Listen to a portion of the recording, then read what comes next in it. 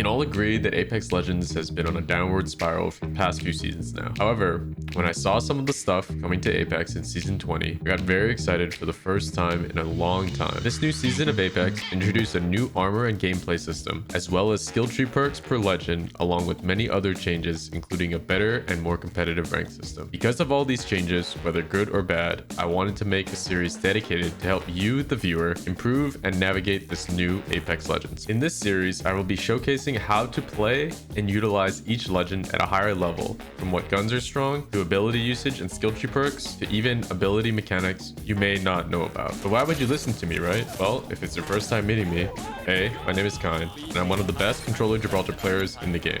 Yo, lifeline, lifeline, get out of the box. Take this, motherfucker, turn around. There we go. I have over 200,000 kills in total, with 50,000 being on Gibraltar. Over 10,000 hours in the game. I've hit top 100 pred multiple times across many splits, and even ended rank 1 pred as well one of the splits. And I've played and become friends with many of the best players in the world because of my skills. So yes, I do know a thing or two about the game. But enough talking, let's get to the first legend, Mirage. In Season 20 of Apex Legends, Mirage has now been buffed to the point of being one of the best legends to fight with. To start, let's go over his abilities. Mirage's passive causes him to spawn a decoy when he gets downed, while also going invisible. Respawning a teammate at any beacon and reviving a teammate from being downed all give him invisibility. When reviving, he and whoever he picked up will remain invisible for 3 seconds unless they draw their weapon. This means you can start healing and not break the invisibility. This passive does not have a cooldown, meaning you can revive someone into respawning someone and have invisibility for both. Look, we're invisible when we come up, so we can bat while we're invisible. Nice. His tactical or Q ability sends a clone of himself in a straight line, mimicking the movement of Mirage when it is sent. It has a 15-second cooldown. After reaching the target, the clone stands still and can be taken control of to mimic your current actions. Whoever damaged the clone will be tracked with a marker for 3.5 seconds. Ooh, shot the clone. Mirage's ultimate turns him invisible for 1 second while spawning 5 clones around him that mimic his movements. It causes a lot of potential chaos. Mirage is a strong fighting legend with abilities that have very low cooldowns and are all geared towards giving you an advantage when fighting other players. You can use these tools to take space and angles on enemy squads when fighting to get free knocks and damage, and to divert attention from your teammates, especially if they get caught out. These new mastery perks are like a trend injection for Mirage, making him one of the strongest and most annoying legends to fight. New upgrade? Alright, we'll go with more decoys this one. Got one. Then a clone thinking I'm going back that way. Stay exactly where I'm at. Creep in. Ult because there's so much shit going on. He doesn't know what's going on. He's lost his shit. He's running in circles. He's quaking in his boots. Free real estate. Got another seer somewhere. On the roof. Just gets pissed on. Havoc's broken. Toss a clone. Looking like I'm pushing on the low ground. My ultimate's about to be up again already. If you found this content helpful, please subscribe and/or follow me on my other socials, as it's free and helps me out tremendously. A lot more people are going to get scanned. Oh, we got a Kraber. Very big. Got an Evo cache for the team. All right. Evo caches are broken. As we saw right there, I was purple armor very far away from getting red, and I instantly got red because of it. All right, we're going to use the bamboozle tack refresh on this one. This way we can spam a bunch of clones in one direction, and they'll tank bullets for us and reset our tactical.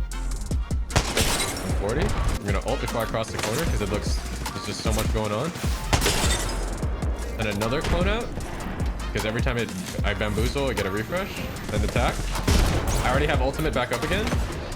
Everything's going absolutely sicko mode. Got another reset. I can set another clone. And just keep going. I can set another clone because my ult clones count as the resets.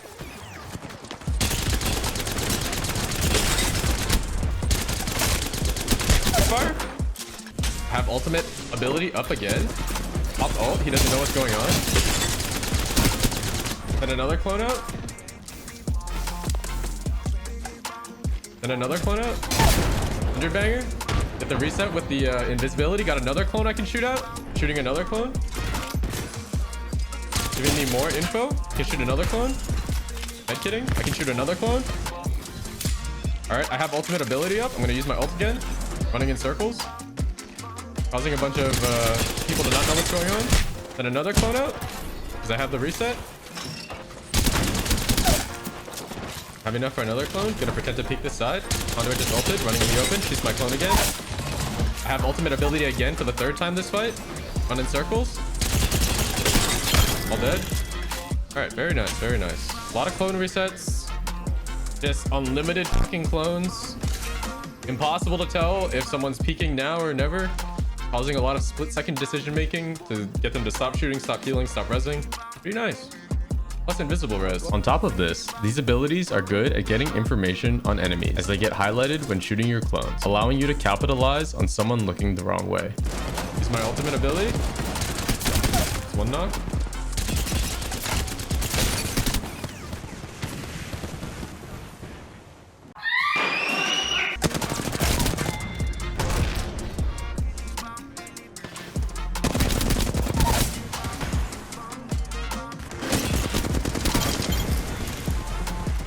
Do one of these, then do a little spin move. Run the circle, he doesn't know. Send another decoy over. He by 8. GG. Sheesh. That was a free 4K to start the day. Overall, his kit has a lot of aggressive utility, coupled with good support passives to catch his opponents off guard. Here's what I look for when looting and choosing weapons. When playing Mirage, the most ideal guns to use are going to be assault rifle or any non-single fire gun with range, plus an SMG or shotgun secondary. I choose to use these guns because his entire kit is built for fighting. In terms of other utility, you don't need to carry ult excels because his ult, especially with the mastery tree perk, is going to be on a 30-second cooldown, meaning ult excels won't do very much. I usually opt to take more nades since you're able to play more aggressive on him instead of an extra stack of ammo. Nades are something still not utilized very much by a lot of players in Apex, especially when playing aggressively, as they can be used to force opponents to make bad decisions or outright knock them. Here's the average full inventory I'd run when playing Mirage. Now to the important part.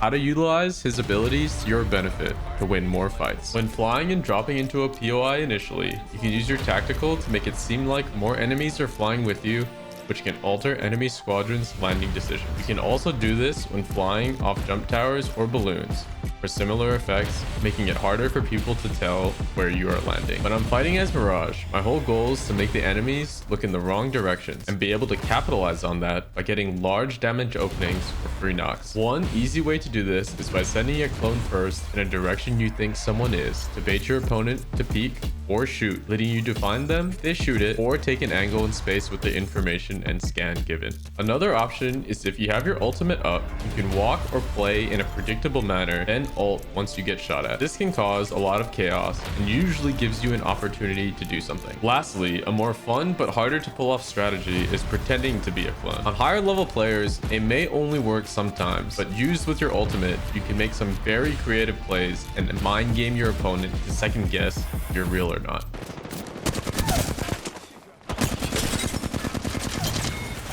As you can see from these ability usage examples, playing around Mirage's ultimate cooldown is broken. It can set up a lot of free damage and kills. Ulting, especially in close range fights, causes your clones to even tank a few bullets for you, confuses enemies, and gives you scans on them.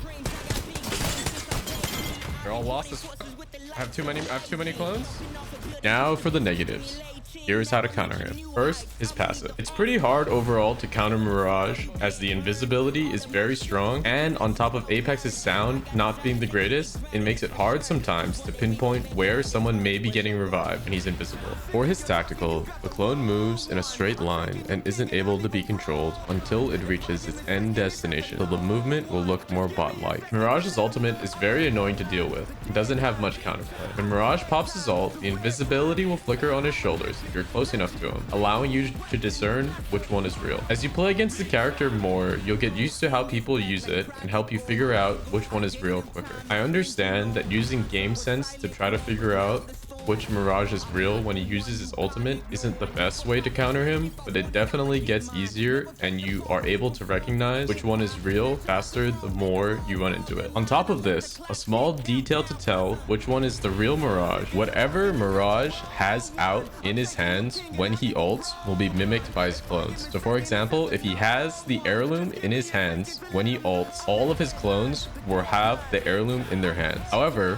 when he ults, when he has his gun out, the clones will have whatever gun he has out in their hands instead, and the real Mirage will have the heirloom on the back of his back instead of in his hands. Lastly, here's a few things I don't like about Mirage. The fact you don't have full control over your decoys until the end range, and your ult not fully making you invisible, are the only very small downsides to his really strong kit. Even with how strong everything is, he doesn't have much utility to support the team on rotation, defending, or anything macro related. Even his revive invisibility, while strong, requires you to be at a disadvantage for it to benefit you compared to other legends. Again, as I mentioned earlier in the counters section, the pay to lose aspect while running an heirloom on Mirage isn't ideal and hopefully gets changed. Huge mahalos if you made it to the end of this video. Please subscribe and follow me on my other platforms if you found this content in any way enjoyable or helpful, as it allows me to continue to do what I love doing. Comment what legend you'd want to see a guide on next, and which legends you're thinking about trying in Season 20. Mahalo for watching,